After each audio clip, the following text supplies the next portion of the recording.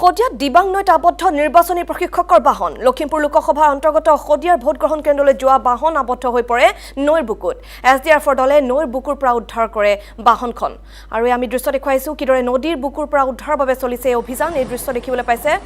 কিদৰে উদ্ধাৰ অভিযান চলাইছিল এছডিআৰএফ বাহিনীয়ে এই দৃশ্য দেখিবলৈ পাইছে শদিয়াত দিবাং নৈত আবদ্ধ হৈ পৰিছিল নিৰ্বাচনী প্ৰশিক্ষকৰ বাহন লখিমপুৰ লোকসভাৰ অন্তৰ্গত শদিয়াৰ ভোটগ্ৰহণ কেন্দ্ৰলৈ যোৱা বাহন আবদ্ধ হৈ পৰে নৈৰ বুকুত আৰু এছডিআৰএফৰ দলে নৈৰ বুকুৰ পৰা উদ্ধাৰ কৰে এই বাহনখন আৰু এছডিআৰএফৰ দলে উদ্ধাৰ অভিযান চলোৱাৰ মুহূৰ্তৰ দৃশ্য আমি আপোনালোকক দেখুৱাইছো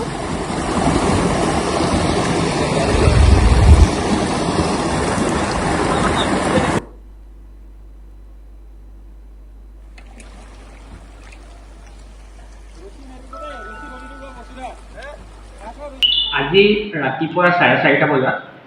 আমাৰ ইয়াৰ পৰা মাষ্টাৰ ট্ৰেইনাৰ শ্ৰী অমৰজ্যোতি পেগু তেখেতক আমি আচলতে অমৰপুৰ অঞ্চলৰ বাবে তেখেতক আমি কিউআৰটি হিচাপে নিয়োগ কৰিছিলোঁ তাৰ বাবে আমি তেখেতক প্ৰেৰণ কৰিছিলোঁ ৰাতিপুৱা 4:30 বজাত তেওঁ ইয়াৰ পৰা ৰাওনা হৈছে আৰু আমি যিটো খবৰ পাইছোঁ 6টামান বজাত তেওঁৰ আচলতে যিখন বলেৰো গাড়ীত গৈ আছিলে সেই গাড়ীখন এখন পানীত মানে ফচি গ'ল আৰু পৰৱৰ্তী সময়ত আমি এখন ট্ৰেইন আৰু ট্ৰেক্টৰ দি আমি উদ্ধাৰ কৰি আনিছোঁ কিন্তু যেটো বাতৰি সম্প্ৰচাৰ হৈ আছে যে তাত ইভিএম আছিলে এটো অসত্য হয় তাত কোনো ইভিএম নাছিলে তাৰ মানুহজন অকলে তাত গৈ আছিল লগত মাত্ৰ ড্ৰাইভাৰজন আছিল ড্ৰাইভাৰজনক এৰি তেওঁ পৰৱৰ্তী সময়ত পাৰ হৈ পেলাই সিফালে গুচি গ'ল